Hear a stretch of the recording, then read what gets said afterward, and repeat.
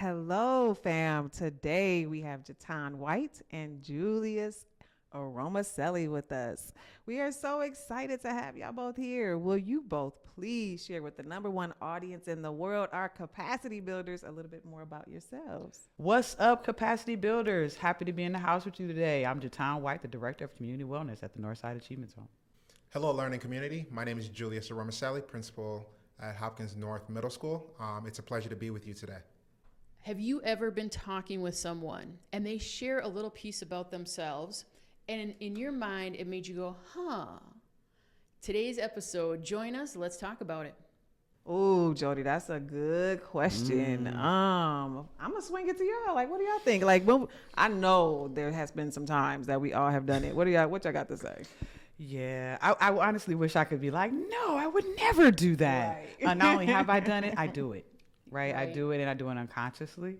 And sometimes I'm not even aware to days later that I've done it.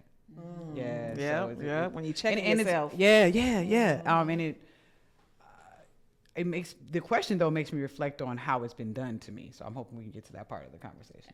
Absolutely. Ooh. Yeah. Have we done it and has it been done Yeah, to us? yeah. Absolutely. What about you, Julius?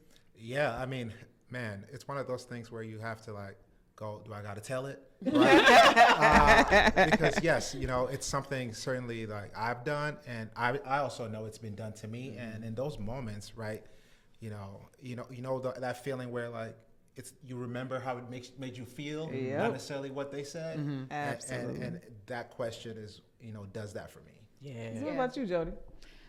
Done it. Been there, yes, and always disappointed in myself when I catch myself. I'm like, did I Absolutely. just seriously just do that? Yeah. Yes. I'm better than that. Exactly. But I love everybody's honesty. Is why I love you guys. That's why awareness is a journey. Yeah, I mean, we're all on a absolutely. journey, and there's no arrival. I wish there was. Yeah. It's a journey, and at least I can catch myself sooner now. Yeah. And so the concept in the book we talk about in chapter 3, complexities. That when we grow up in the societal system that normalizes one identity over the other, there's also these complexities that arise. And the complexity of the one picture phenomenon is what we'll do is we will unintentionally and sometimes unconsciously, we'll take the normalized dominant identities and we'll put them together to get one picture of a person. It is so statistically untrue. It is not accurate, but it is a powerful picture. And then we'll do the identities that are in the triangles pointing down that are not normalized dominant. We will put all of them together to get one picture. Again, statistically not true, but it is so powerful. And so one of the places that I find this comes out is we normalize, remember, white. We normalize middle and upper middle and wealth, right? And then we normalize not just English, but formal register. So we often give speaking formal register to only two other groups, white and middle class. So right now, listeners, in your community, if you have a young child who's white, okay, but in poverty, that's a triangle pointing down, but then they go ahead and they speak formal, I'm going to venture there's a very high probability they will receive pushback. Someone in their community or your relative may say, what are you trying to do, be uppity? Who do you think you are, better than us? Well, why don't we just believe that everybody, no matter all the triangles on page 34, 35, all the identities could speak formal register? Well, the one picture phenomenon, because we associate that formal with white and middle class. And now if you have a young child in your community who is of color, and I'll specifically use black, if they speak formal register, then their whole ethnicity can come into play. Oh, what are you trying to do, be white? And it's like, no. I don't know if you recall, and this is, I don't say president because it was before he was president, when Mr. Obama was running for election, the media had a whole week they focused on this. Does Mr. Obama speak black? Does he speak white? What does he speak? Because I remember, because one time I came back to the hotel room after presenting, and they were having that same conversation. I literally shook the TV. I'm like, the man speaks formal English like I think a man who went to Ivy League school would probably speak. But the one picture phenomenon is so alive and well that we couldn't even pull that piece out.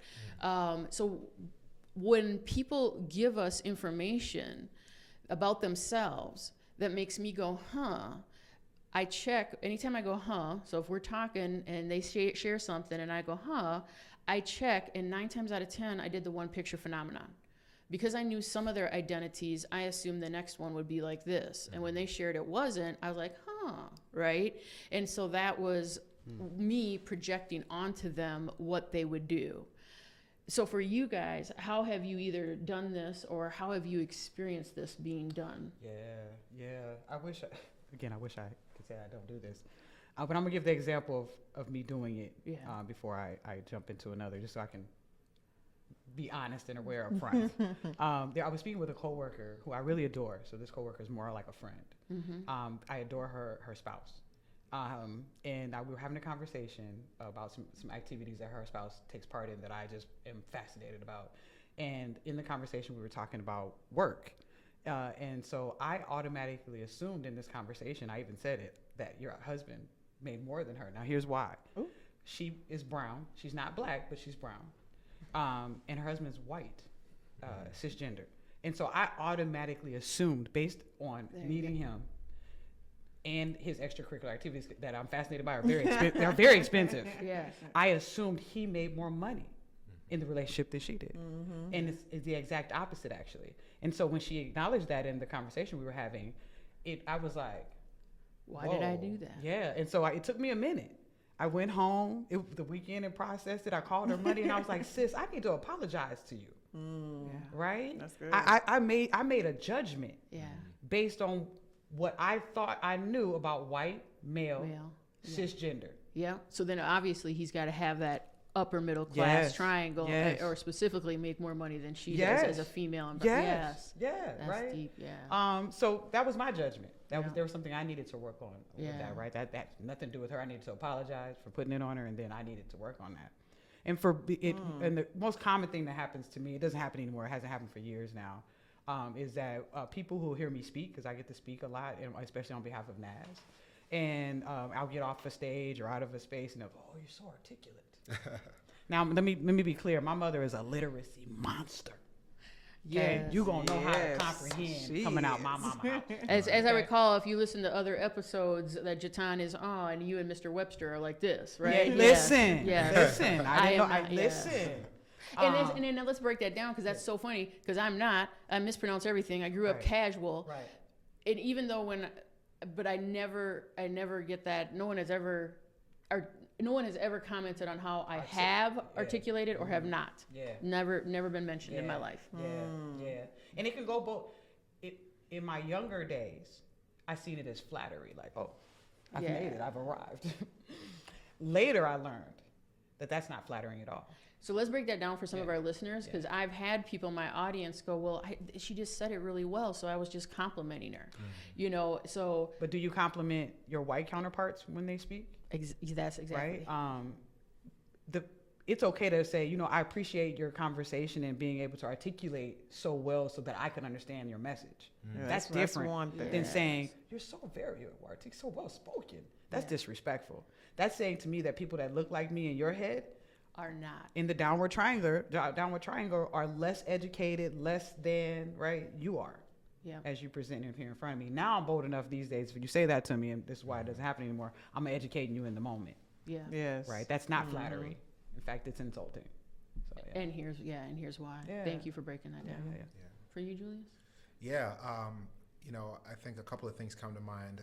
The first one is, what I feel like I encounter on a regular basis, which is, when I meet folks, as a principal at a school, right? And oftentimes as conversations go, I always try to open up and share a little bit about myself so that people understand sort of my background. And whenever I share that I'm an immigrant, I think it shatters the image of what they thought immigrants are supposed to look like. Because you're not just a black man, you're an immigrant.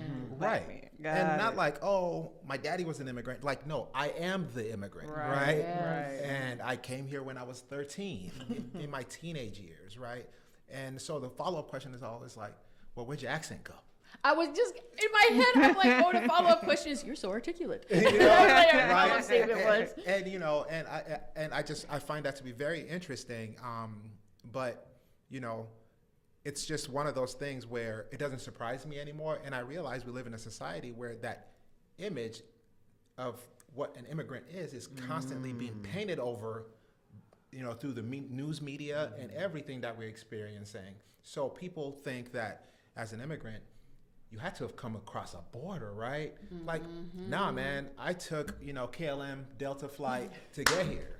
Right? I had a whole passport. I stopped and, got something to eat at the airport. Like, I did not, I wasn't a part of a convoy. Yeah. Right. So, so you didn't walk? You didn't walk? I didn't walk. Oh. I did not walk. Right. And so I think this is just a part of that, that image that is, kind of created for our society, our country, that, is not fair because there are just so many stories to be told out there through the lens of an immigrant. And it's not singular. It's not one picture. Yes. Yes. And I'm always amazed how fast it happens. I was in Memphis working. I do a lot of work in Memphis, and the community wanted me to work with folks who were underclass, so I knew that. That's a triangle pointing down. And I was driving into a community center, and I had my signal on to come into the parking lot. And as I come into the parking lot, I'm going slow, and there is a woman walking into the community center, and she has a differently able body. She has to be at least 400 pounds. The minute I see her, I immediately go, oh, she must be a participant, like in my head. And I'm like, oh, underclass, and now I see one other identity that's pointing down, and I assume she's, and it's like, and I caught it right away. I went, I did not just think that in my head as I parked my car. I'm like, why did I think that? And I had to be aware. I wasn't even, and I'm like, oh, it's because of her body type that I immediately put those together. Yeah. Wow. And so how has it been done to you, and Nita as well, and then how does that feel when it's done to you, the one picture phenomenon? I'm almost 50 now, so when it's done to me now, right there in the moment, I don't care who you are, we're going to have a conversation. And they do. I've been with you when you've stopped everything and said, let's talk about that. And you are so, and I'm like, so suave about that. Like, hey, let's talk about that statement. Yeah, without judgment. Yes. I'm not going to judge you because you've been taught or shown or believe something different than me. That's another place for me to have judgment on you. Let's talk about it, right? We were raised differently. We saw things differently. And I want to learn too. I want to learn how to, respond better the next time and the next time and the next time. And I want to I want to stop you so that you take a moment to pause and do some self-reflection and learning too, so you don't cause any harm to anybody. I have enough wherewithal in myself. You're not going to harm me. You've built capacity. Right, I've built the capacity. That's what I was just thinking. Listeners, is that just the most excellent example of awareness, but you are living out of some serious capacity. Yes. And I've seen you do that, and even in that moment, at first I'm like, oh, okay, you know what I mean? But you hold the space so well because you have that awareness and you've built your capacity just to hold that space and say, let's talk about why you made that statement. Yeah. And I think that's why this show is just so important and so dope because you and I have the capacity. We've worked on it for so long, and a lot of our guests that we bring on also have built that capacity. I think my biggest one is when people talk to me, they can't believe that I haven't gone to college. So no college degree is a huge And you're one. running an amazing organization. The next thing is, well, who are you connected to? Like, oh, okay, let's talk about that. You know what I'm saying? So, I mean, I think the beautiful thing is how we come on these shows, and then we also share how our listening audience can build the capacity. Yes. Because when you have the capacity to not cuss somebody out, listen, behind, listen, you know what I'm saying? Listen. But to really educate them and walk away still healthy, Yeah. it's the best feeling ever. Yeah. But that takes such intentionality and such awareness and healing and to be able to do that. Awareness. And then we have to be aware when someone does that to us that they're offering us a gift. So when Jaton says, hey, let's talk about that, and not coming out of it with anger or hurt, but just holding that space to be able to receive it as the gift that it is. You know, as I build capacity, I realize, man, did I have some mentors that really gave me gifts because they could have easily just slapped me against the head and said, seriously, child, wake up. But they were like, let's talk about this. And so realizing when we get that gift as well. Right. So when you all think about this conversation and the academia world, what's your take on I'm gonna yield to Julius. Oh man, oh Lord. So this is very interesting, right? Because I think it's in schools, it's something we have to be very careful about because everyone is coming from everywhere, right? And you know, and I'll connect back to a conversation I had with one of my colleagues, right? Because oftentimes when we are looking to make a difference in the lives of kids, you know, we are used to the narrative of the struggling, you know, inner city student, and you know, we have what we think is an image of them, right? Right. Yes. And so, and I remember years ago, I was speaking with a colleague, and I noticed a pattern in behavior and how they often treated certain students, in particular Black students, right? Yeah. And I had to pull them to the side and go, hey, I am noticing a pattern, and you know, and now we call it sort of like the white savior complex, right? You know, and I have to say, if there is anything little Black boys have the most of, they have plenty of Black women that love them. Come on. And come on. They don't need you to fill that void. What you do need to do is be honest about what their needs are and find avenues to help provide that. But it doesn't mean diminishing the expectations or trying to fill the void of somebody who is there. And so, you know, and it was a great conversation because they leaned into the conversation with me. And we're still friends up till today because, you know, I think as a leader, it was a good opportunity for me to grow as a leader and being able to lean into a conversation I knew had to be had, and also for them to learn and, you know, for us to have a dialogue that was productive. I like beautiful. that you said, I'm sorry, I didn't mean to cut you off. I like that you said that you were able to lean in and grow personally, because that's another space that even when we have capacity, sometimes we won't lean in. So that's really, really good. That's very courageous. And I feel like we're in a time in history where more of us are doing that. And so it's just really good to hear you call that out. And it's needed, you know, to lean in. But I want to clarify those two pieces.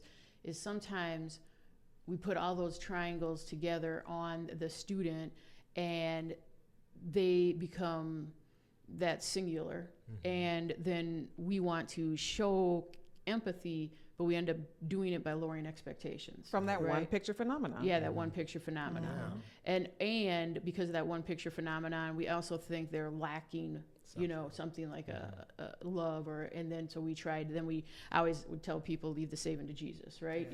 We try to is that the two pieces there? Well, absolutely, right? Because I think what we want to do is, you know, one thing I always share with my staff over the years and people I've worked with is, you know, however we go about doing our work, never take people's dignity away. Come on. Because you can't give it back. You cannot. You cannot give it back, right? And dignity is how we see them, right? How we interact with them, how we fix things, how you know, and so I think once again, it goes back to that, you know, becoming very human, right? And realizing what is the one thing about myself I am unwilling to trade away. Hence, you cannot ask someone else for that thing. And I really when you said, how do we fix it too? Because we're part of the societal system. So like we start opened with, we all do this. So it's not like you rise above and it'll never ever happen again. I wish, right? But when we do it, are we coming up and saying, you know, sorry, and owning that we did it, and then showing by making a change in how we move forward that we got it. Not, and I think there's a fine line there, because sometimes when we realize we did it, especially to someone, we get feelings. And then we want to over apologize, and we want to go, I'm so sorry, and all of a sudden now it becomes your responsibility to forgive me so that I can feel better, when it's not. It's not just to be able. So how we fix it, I think, are we showing up with capacity when we fix it? You know, I think once someone is given an apology in this type of situation, you just and even if let's say it was you and I, because you and I trust each other enough that if this did happen, this would probably be what would happen. I would leave you to stew in that Yeah, as you should. Those fields that you've developed. As you should. I can't help you navigate that, right. Right. Nor should you. Right. But we can come together after you've processed that, and you can say, you know, I need to do some repair here with you, Jay. Mm-hmm. And I apologize, but I also want to advise you that these are some of the things you and I would do. These are some of the things I was working through, Mm-hmm. right? And you and I can have a conversation again about those things, and from that I can learn. Maybe there's some things here I need to learn about Jody more, and there's some things that I can take away from myself in that conversation, because it's going to happen again, and I'll have some more wherewithal, right? Yes. Yeah. So it's always, for Capacity. me, I am always looking for the learning opportunities to build my capacity. Like I love having the room to support, right? But I also, more importantly, it helps me identify where on the edges where I'm frayed and need some support, right? Or some more growing. Yeah. So for me, it's always, I gotta be learning, and even if it's just about me, so that I can have the capacity and be in space with others. Love that. Yeah. Yeah, that's good. And as a caveat, black kids, black and brown kids, because I want to be very clear when I say that, black and brown kids, and black kids in particular, and everybody should go look at the new data that was just released. It's horrific. But when black kids come into the education system, once they leave like pre-K or early childhood, they all come in with downward facing triangles. They don't know it, but that's how the system sees them. They can't read, they can't write, they can't tie up their shoes. Why can't you zip your coat? Blah, blah, blah, blah, blah, blah, blah, blah. I would venture, it's different at your school for sure, that they're seeing more assets when they come into this new knowledge of awareness that I am judging unknowingly. I'm not trying to do harm, but I am. And so let me do some work in the summertime on my time off to increase my capacity. So when new students come in next year, because we got a lot of students coming in that are out of the country and are new to school in the United States, right? And so there's that element. And so culturally, how are you expanding your knowledge of the kids that are coming into your district that think differently, eat differently, move differently than the kids you historically have served? Because that's just as important as making sure you're taking care of the current group of black and indigenous and brown kids too. So, but there has to be a constant way of being and practice, right? And to expand our capacity. Yeah, and so I would ask all of us and the listeners, what experiences are we giving ourselves of the different identities? Because if the only experience that you are having is one that is the one picture phenomenon, then when someone comes in the door, of course, you're going to put the one picture phenomenon on them. And I would see that in work. I can't articulate how, but you can tell in a second if someone has experiences of identities that intersect a lot. Because when someone comes in, they just interact with them very differently at work, you know, and they don't just put all this on or all this on. So in the school, I would say for myself, growing up underclassed and also casual register, that I never felt, and I went to special ed, and it was needed, don't get me wrong, I got the dyslexic and some other things going on, but I never felt that I was ever affirmed or even thought of as being intelligent within the educational system. Like if I got a C, the teachers were happy, you know? And in fact, when I had the opportunity to go to college early, I had 2 teachers tell me to my face that I was gonna fail. Like, tell me to my face, you're gonna fail. And so I was like, so I think that's pretty good evidence that the educational system didn't think I would be able to do that. Now, when I went and I was successful, I came back and I wasn't quite as healed as you are. I didn't say at that time. I was only 18, so I came back with a you know, here. Look at this. Yeah, exactly. And one teacher, man, leaned in, held the space, and her and I love each other to this day. Right on. She's 92. I still, when I'm in town, I go see her. Right on. Because she leaned in. She did not. She's like, you know what, Jody? You're right. You did it. That is amazing. That is great. Here's why I said what I said. And she goes, I'm not saying it was right. But she goes, based on some of your behaviors, and she named some, and it was valid. I had all the ones she named. She's like, I didn't think you would be able to be disciplined enough and that you would be able to do that. But clearly you were I was wrong, and I'm glad that I was wrong. And then I was like, then I leaned in because she was so vulnerable. She leaned in, and she didn't oh my gosh, I'm so sorry. She didn't over make a big deal out of it, like overdo it. She just owned it and told me her experience. And since then, I love her. Her and we have nothing but respect for each other. Those are the best conversations when you get in a room with somebody who's 80 or older. Oh my God! And practice some repair. Yeah. And learn more about why their thinking was the way it was at the time. And at the time, it may have been relevant. Oh yeah, that was it. When she laid out, here's why I thought what I did, and she named the behaviors she had seen, and they were all valid. I was like, yes, I could see why you think that. Yeah, it's valid. You know, the next teacher I went to that told me I'd fail, though, when I showed her, blew up, and none at all. And she literally raised her voice. Who do you think you are coming in here talking to me like this? And she went off. I just turned around and walked out. She followed me down the hallway. Yes, really? Yelling at me. Wow. And I was like, well, you kind of proving my point. Right. So I was just like, but there's an example of, yes, she had some hurt and it triggered it and she reacted. She could not lean in, hold the space, or do any part of that. But and again, now when I talk about the educational system, I want listeners, put whatever system institution that you're at work with.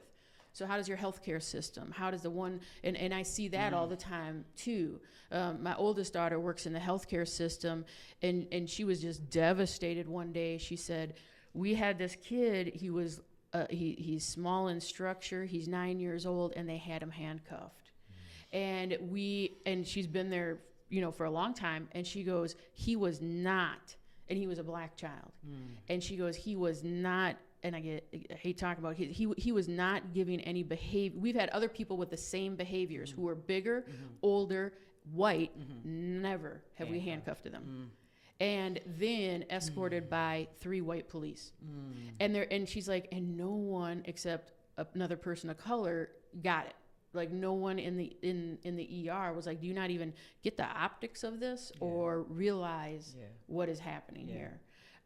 Which is a severe one picture phenomenon, but it's still a one picture phenomenon because, and for me to hold that space and not ask questions, like I just tried to hold space and listen to her story and not go, well, was he more violent or was he this? Right. Because that's me trying to justify what happened. And it's like, no, what she saw was traumatic. And so let's just hold the space to listen to that. Yeah. Absolutely. But that's deep.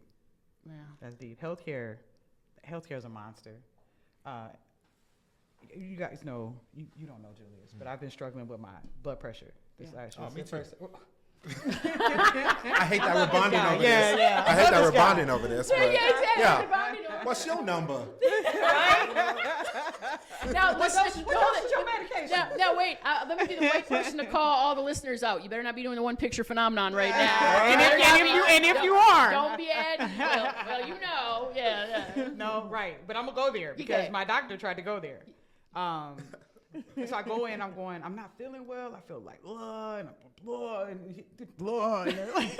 They were like, let's take some tests. We took some tests, realized I have high blood pressure. And they were like, well, we're going to put you, just went to write in the script. We're going to put you on. I was like, well, no, wait a minute. Why do I have high blood pressure? Yeah. I'm almost 50. We've not had this conversation before. You've been my doctor for 10 years. Why today are we with high blood pressure? They were like, well, you're black, you're a woman. No.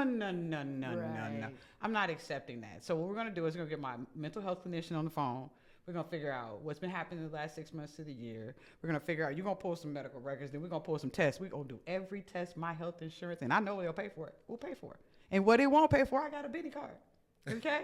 We're going to take all the tests. We're going to spend the next year figuring out why I have high blood pressure. And if there is no root, I will accept it must be in my genetics. Yeah. But I am of the belief that I don't have to have high blood pressure. Something is just off. Otherwise, I would have always had high blood pressure. So let's get together. So once a month we've been talking, and they don't like it. They don't like talk. The medical folks and the behavioral health, which are medical folks, do not like that I'm making them have these conversations.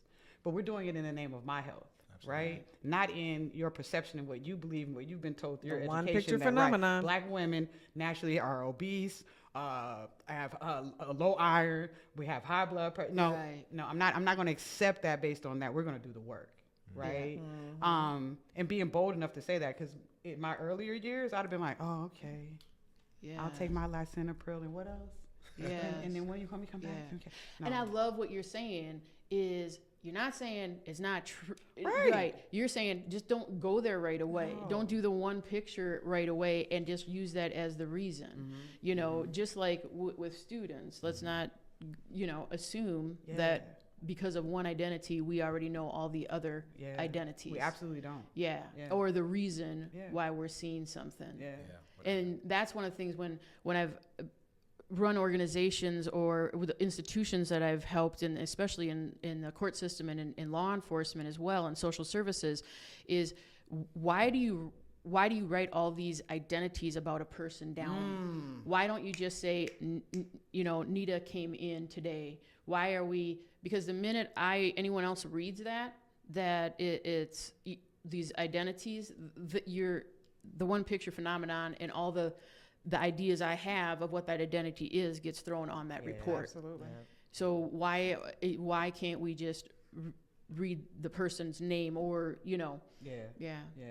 I love that. You're right. Why can't we? You know, I'm all about getting rid of boxes. I hate checking boxes. All those boxes when you got a new doctor. Right. I don't want to be in that box. I mean, but if you think of boxes, though, and this is a problem in education that we struggle with, right? Like, you literally can't get funding for certain things until you check the box, because you have to then upgrade that, upload that demographic information to whoever needs it to approve funding or so you can receive that grant. So it's systematic. One picture phenomenon. The system, and then that's how the policies. Yeah, it's systematic. The policies are based on it. And so for listeners, I want you to, I have not said this on any podcast yet, so I want to be very, very clear. I did not write this book so that we can perpetuate the identities. I wrote the book so that ultimately, oh my gosh, my dream is someday we could move beyond the identities.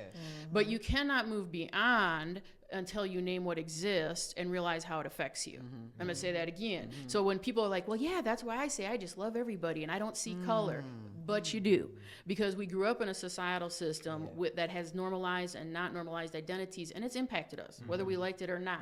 And so we got to own that, become aware of that, build our capacity before we can ever start talking about, okay, can we start getting rid of some identities? Can we just write somebody's name down? Do I really have to show you my students in order to get certain funding? Can I just get the funding? You know, but so I always want to make that clear to listeners, because sometimes people will be like, well, this is perpetuating it. And I'm like, that's not ever the intent. The intent is to name what exists so that we can move beyond it. But you can't start by moving beyond it. I mean, that's not a starting place. But our funding is tied up to it in the school. That's a good point. And that's in, like, I liked where you were going with it earlier, like whatever industry or institution you're in, right? Because it's the system. It's the system. Right? And it's I mean, there's so many different variations of the systems. And so I'm really glad that you set the precedence for that, because it is about, we have to deal with it. We have to talk about it, bring it up, and then move forward. So that was really good. And in some professions, I'm gonna this will be a teaser because this will be episodes in the future. I do a lot of work with law enforcement. I used to work in law enforcement, and we've had some beautiful conversations when I'm working with law enforcement, talking about, okay, you know, if someone in a yellow rain jacket jaywalks, you know, the next time we see someone in a yellow jacket, what are we looking for? If they're jaywalking. Exactly. You know, and what are the benefits of that? Because when you're in law enforcement, you have to survive, you have to be aware, you have to look for things that other people are not looking for. So there are, let's be honest, there are benefits to making patterns, making connections. Then what is the harm to that? And are we talking about that? Because we often make it an either or.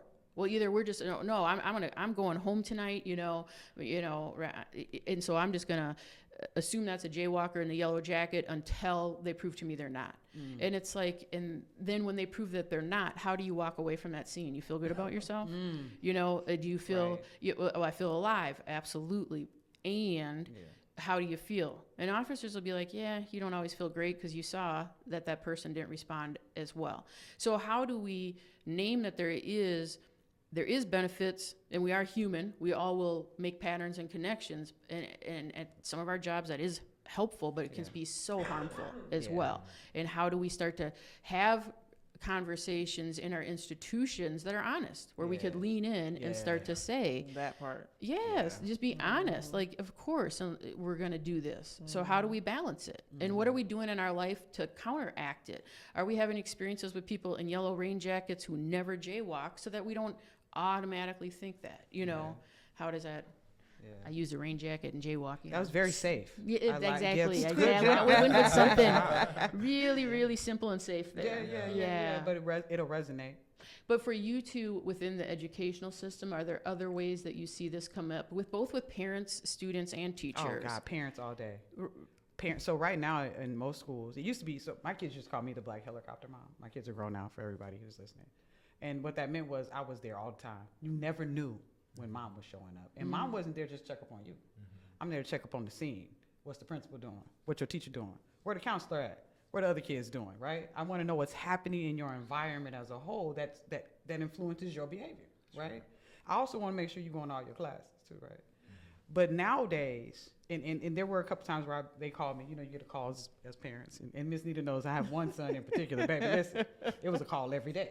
Right? Have one of those. Sometimes when I'd be like, okay, I'm on my way. I hang up. One time I went to one of the schools, the police and everybody. This is I'm going to call this out. This is Bloomington Public Schools. Police and everybody. I was like, I'm getting out of my car. I see the police cars. I'm like, Lord, what didn't happen? What is my baby safe? I get in there and learn the police is there for me. I said, oh, we're going to let me get his dad on the phone. Let's all have a conversation. Because see, he got a family. Yes. And you keep calling me, and so I'm coming now. We can't keep having a phone conversation. You clearly need my support. So now I'm here. But when I said that, you took the defense in of I'm coming to start trouble. Yeah, I was like, what did you expect? I was going to jump across this counter, or I was going to take you down? The only thing I care about in this moment is my son. Right. And is he safe here, or is he behaving in unsafe ways for others? That should have been your only concern too. But there is this prejudgment of families, and this is why most families won't.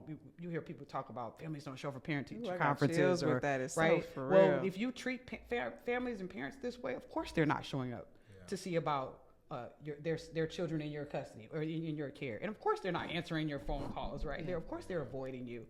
Because you already have made a judgment about their education level, their ability to make sense of what's happening here, like all their other triangle identities, right? And what it means. Yeah. And so if we want to get serious about parent involvement, because I hear it as a buzz, we need more parent involvement. We need parent involvement. Parents are the secret sauce. Parents are the first. Well, then treat them as such. And I want to take it a step further. And when you treat them as such and they still don't come, don't throw up a "we tried." Yeah. Because we're generationals deep. Like I didn't really have a great experience at school. I don't put emphasis there. So my school is amazing at trying to engage me, and I'm always like, okay, you're a little too friendly, you know. So it's not that they're not trying; they are, but then don't get frustrated right away. Understand that there's a whole couple generations here of not having that institution be seen or heard within. So I'm not gonna be excited the first time that you're seeing me. In fact, it's kind of scary, and I'd like you to step off a little. I remember my daughter went to a particular school that did home visits, and I didn't pay attention to that when I was signing her up for the school. And so they popped up because she had scheduled the home visit. They popped up, and I'm like, "The hell are you doing at my house?" Yeah. I'm a black mom. Like, yeah. You called before you come to my crib. Yes. You know, and they were like, "Oh, it's part of the home visiting." I remember giving them such a hard time the first 30 minutes of that visit. But after a little while, I could see that my daughter was trusting this. I would start letting my guard down a little bit. And I said, and I had them explain to me, how often do we have to do these visits? Explain to me a little bit more about who each of you are, and will each of you be coming to these visits, right? And they were patient enough, right? I still talk to Miss G if she's listening. She knows the stories about her. I still talk to Miss G to this day. So I learned something. And they learned something. And in the midst, your daughter learned something. And there you go. Number one, don't schedule people to come over mama's house. But look what happens when in that moment of conflict, whether it's my teacher who I came back and showed the grades to, or at the house visit, when we push back, both of those folks showed up with capacity and they continued to lean in.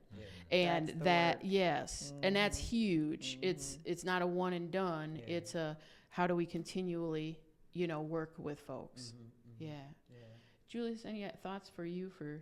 No, I think I'm sitting here listening to y'all like, oh man, I guess I'm here to learn too, right? Because as an educator and as just someone whose work is to make sure that our parents are getting, are experiencing the right things about our building, our their kids' learning experience, right? I think I'm aware. I think I'm paying attention, right? But everybody's fears about what their kids may be experiencing at school is different. And until I am aware enough to maybe engage in a meaningful way, right? Like when you said, well, we keep having phone conversations, but I'm coming to talk to you in person. Like that's different, right? Like once you can start kind of breaking that barrier, you're helping them shatter what their one picture phenomenon about the school system is also. And that may hopefully help to kind of grease the wheel in building a relationship that you guys can then build on. Because here's one thing I always say to people. In order to make a change and help kids, we as a school, we derive our power from the families. And unless the families give us that power, we can do nothing. And so that means there has to be trust between the families and us. And so we have to then earn it because we are saying to families, may we borrow the power you have over your kids to help them? To help them, yeah. And if you're like, no, I will not lend you this power over my children, then we do nothing, right? Instead of creating that bridge between the parent to, Right. So there has to be, I promise this is what's in our closet. Like, ain't nothing here that's going to hurt your baby. Help me help them. So we have to become vulnerable and then own our stuff, right? I always go back to, 8 Mile movie when Eminem, the final scene where they're about to rap. And, and they were like, who's going to go first? And then Eminem goes, I'll go first. I'm going to tell you everything about me. So that there's nothing else to be told. Exactly. And I think if we can own our stuff, Mic drop. then I feel like that is always a good starting place. Vulnerability. And I want to capture that phrase, can we borrow the power? Was that it that you have with your child? And that for me is just whatever field you're in, that's it. Like if you're in the healthcare field, can I borrow, the power that you have with your body? Can we work together about this? Can I borrow? I think that's such a great way to look at it, is that you have this and I just want to engage with it so that we can work on this together. So I can bring my expertise Just to the temporarily. table to help you help yourself.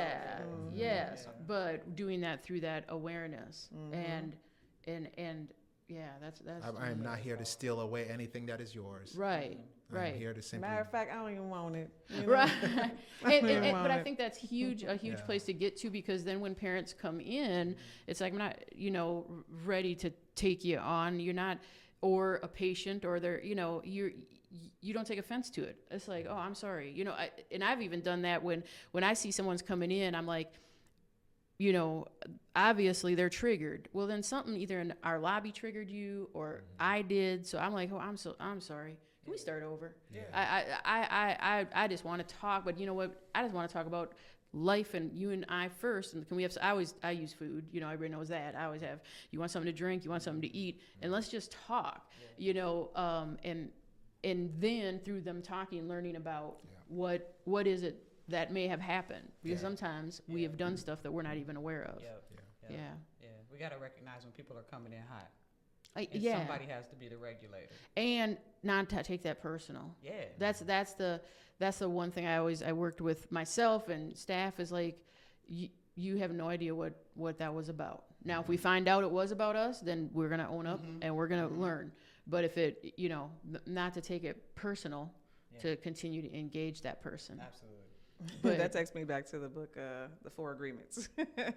Take nothing personal. Yes, the 4 I read Agreements. that book. That's Absolutely. Quick, good read. It's a good read. And it's quick. So for our listeners, the one picture phenomenon, we all do it, and we do it with putting all the normalized dominant triangles together, or the identities that are not normalized together. It happens fast. It happens quickly. When it does happen, are we catching ourselves? Are we making amends and not going too far by making that person now that we just the one picture phenomenon to have to now try to make us feel better, but just taking responsibility and learning from that moment, and then leaning in with awareness and capacity. Because I love our examples that when that was done, I came in hot to that teacher showing my grades, and they were willing to lean in and had capacity. Yeah. Well, I was like, okay. I mean, and now I love her to death, So, yeah. Right on. Well, another phenomenal episode. I tell you. Jody, we killing the game right now. You know what I'm saying? Well, thank you again, Jaton and Julius, for lending your expertise today on this episode of our podcast and capacity builders. Oh my gosh, as we close, this is us building capacity. We're building capacity in our community, within ourselves, and in our institutions. You could have been anywhere else in the world, but you chose to be here with us, and we so appreciate you. Thank you so much, and we'll see you soon.